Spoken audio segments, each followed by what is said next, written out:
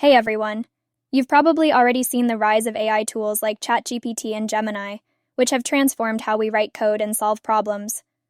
But today, we will see something even more exciting. Cursor AI. Unlike those general-purpose tools, Cursor AI is tailor-made for coders.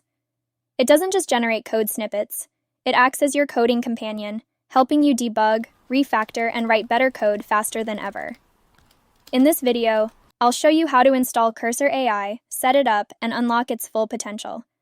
By the end, you'll see why Cursor AI is the tool every developer should have in their journey. Alright, now that you're excited about it, let's get Cursor AI installed on your system.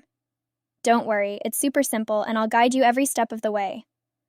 First, head over to the official Cursor AI website. You'll find the download link there. Make sure you download the version compatible with your operating system, whether it's Windows, macOS, or Linux. I am downloading it for Windows, so I am clicking Download for Windows. Once the download is complete, open the installer file. Follow the on-screen instructions to install Cursor AI. It's just super simple. But before you hit that install button, make sure your system meets the basic requirements. Once installed, you're almost ready to go. Just remember to check your internet connection as it requires online access. Now that you've installed Cursor AI, let's get it set up properly so you can start using it without any hiccups. First, I will click on Open Folder and create a new folder.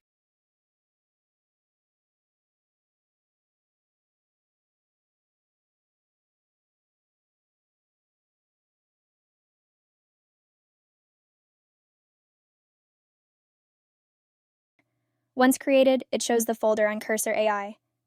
Now we need to click Ctrl+I and it will open the Composer and chat for you. When you open it for the first time, you'll be prompted to create an account or log in.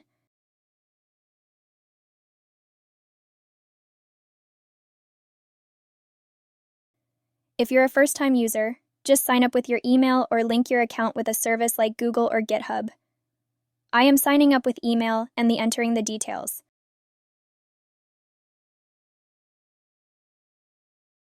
Now I am setting up a strong password. It sent a verification code on email, so just enter this one-time code. Now coming to the Cursor AI, you can see it's logged in successfully. Now let's explore some settings. Here you can customize Cursor AI to suit your preferences.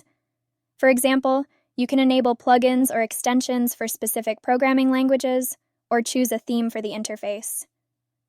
One of the important settings you need to do is to make sure that this is enabled. And that's all for today. In the next video, I'll show you how to use Cursor AI effectively with practical examples and tips to supercharge your coding workflow. So, don't forget to hit the subscribe button and turn on notifications so you don't miss out.